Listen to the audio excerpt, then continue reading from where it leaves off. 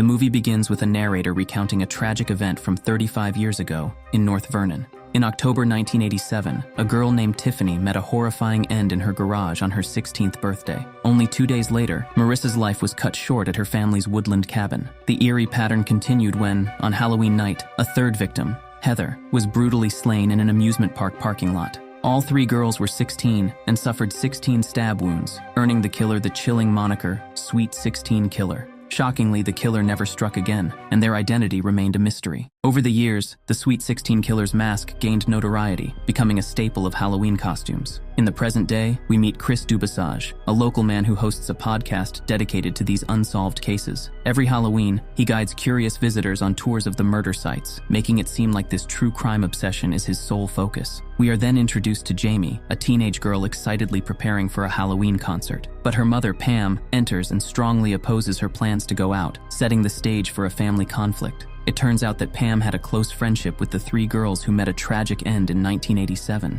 Even after 35 years, the fear of the Sweet 16 Killer still haunts her. Jamie, however, insists on attending the Halloween concert, confident in her self-defense skills. Blake, Jamie's father, watches the mother-daughter dispute unfold. He offers to drive Jamie to the concert but notices someone messaging Pam. Pam dismisses it as just a mom group chat. Later, Blake takes Jamie to her best friend Amelia's house, where they discover that Amelia's mother, Lauren, is an old classmate of both Pam and Blake. Lauren laments her unyielding work schedule, even on Halloween, before heading to work. Blake accompanies the girls to the concert. Meanwhile, back at home, Pam finds herself alone when a masked man appears at her doorstep. Initially, she assumes he's just in costume and offers him candy, but her heart sinks when she spots the knife he's holding. She hurriedly tries to call the police, but the intruder breaks in and attacks her. To her surprise, Pam puts up a fierce fight, having prepared for such a scenario since she was 16. After a tense standoff, she brandishes a knife and threatens to call the police, which unnerves the assailant enough for him to flee. However, as Pam catches her breath,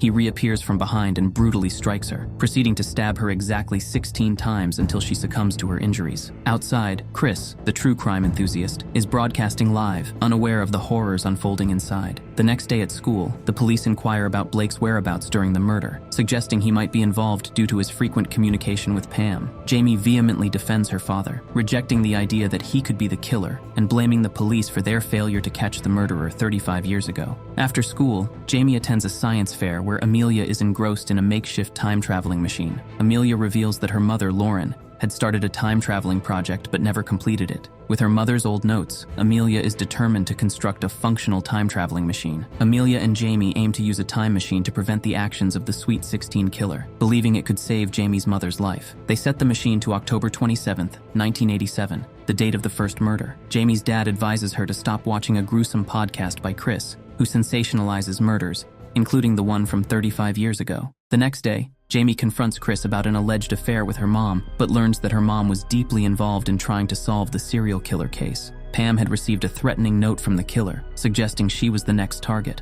Later, the Sweet 16 Killer attacks Jamie at a science fair, and she accidentally activates the time machine during a struggle. She gets transported to 1987, determined to prevent her mother's murder. Jamie places an out-of-order sign on the time machine and asks a stranger about her mother, Pam, who is at school. Without delay, Jamie makes her way to the town's school, where her mother was a student. She introduces herself as an exchange student from Canada and is swiftly admitted by a laid-back clerk. In the school gym class, Jamie is stunned to find the 3 girls who would later be victims, Tiffany, Marissa, and Heather. As the training session begins, she struggles to spot her teenage mom, and to her astonishment, her mother, the patient woman from the start of the film, is a completely different person than Jamie imagined. After class, Jamie discovers that her mother acts arrogantly and bullies others, including the 3 girls. She also learns of Tiffany's upcoming birthday party that evening, where tragedy is set to strike. Desperate to prevent the impending disaster, Jamie tries to convince the girls to cancel the party, but they dismiss her concerns. Frustrated, she seeks help from the local police, warning them about the impending murder at Tiffany's house. However, the officers burst into laughter, claiming their town has never seen a murder. With no other recourse, Jamie begins searching around the school and inquires about Amelia's mother, Lauren, from the lazy clerk. She eventually locates Lauren's class and confides in her about the time machine that her daughter will create in the future, explaining the dire situation. Jamie divulges the upcoming murders and shares information from Lauren's secret notebook,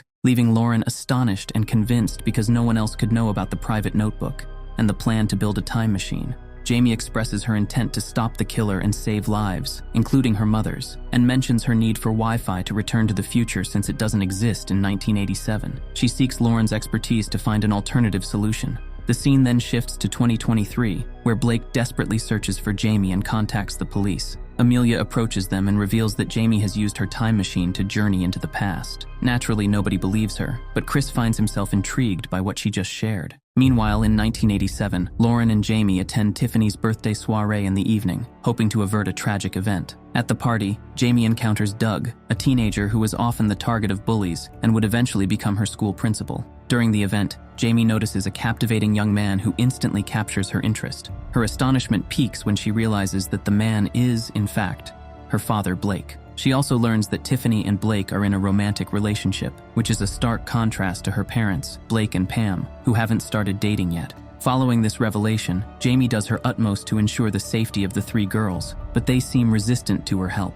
and continue to mock her. Shortly thereafter, Tiffany takes a young man upstairs for some fun. However, she briefly excuses herself to the bathroom, and upon her return, the young man has vanished. Hearing noises emanating from the closet, Jamie decides to wait for the young man to reappear. Suddenly, the assailant emerges from the closet and advances toward her, subjecting her to a brutal attack. Amidst the blaring music of the party, Jamie desperately continues her search for Tiffany in an attempt to protect her. Regrettably, she locates Tiffany too late, discovering her lifeless body in her parents' bedroom. Although terrified, Jamie realizes that she has the ability to alter events in the past. In the original timeline, Tiffany was found dead in the garage, but now, in this altered timeline, she is discovered in her parents' bedroom. After the unsettling revelation, Jamie and Lauren accompany Pam home, unwilling to leave her alone in a town terrorized by a killer on the loose. When Pam asks how Jamie knew about the impending murder, Jamie pretends to have psychic abilities, claiming she can predict potential targets. The three decide to stay together for the night, and Jamie inquires if Pam can think of anyone who might have a grudge against them.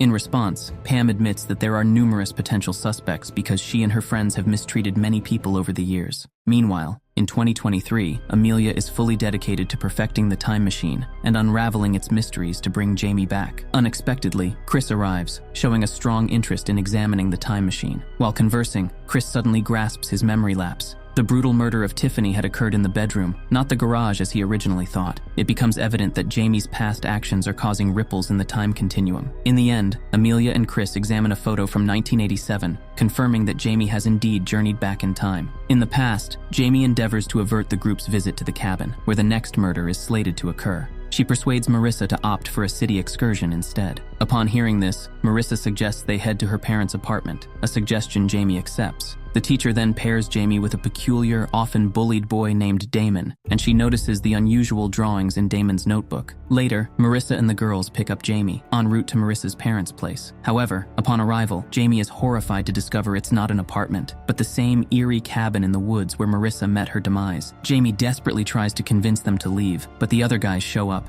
and they decide to party at the cabin. Anxious, Jamie attempts to set some safety rules inside the cabin, but her words fall on deaf ears. Later that night, one of the guys labels Jamie a buzzkill and locks her out of the cabin. In her desperation to rejoin the group, she searches for a means of entry and stumbles upon a window. Peering through the window, Jamie spots Heather, one of the three victims, lying unconscious on the bed. Meanwhile, Marissa and the other guy opt for some outdoor time. It's at this moment that the killer, who's already inside the cabin, emerges from the closet. He approaches Heather slowly, cranking up the radio's volume. Heather regains consciousness just in time to escape the room, but the killer catches up, hurls her down the stairs, and moves in for the kill. This twists the sequence of deaths, with Heather falling victim instead of Marissa. The remaining friends unite in an attempt to thwart the killer, but they too are overpowered, despite surviving. Once the killer departs, leaving them alone, the teens head to the police station to report the murder. In a bid to assist, Jamie offers the killer's blood for DNA testing, but the police are unfamiliar with DNA. Back at school, Jamie converses with Damon, revealing he's just an ordinary nerdy boy unrelated to the killer. Doug arrives and ushers them into the classroom. Following the incident, the entire group, along with Jamie, starts devising a plan to apprehend the killer. Their strategy involves using Marissa as bait, as Jamie knows she's slated to be the final victim in 1987.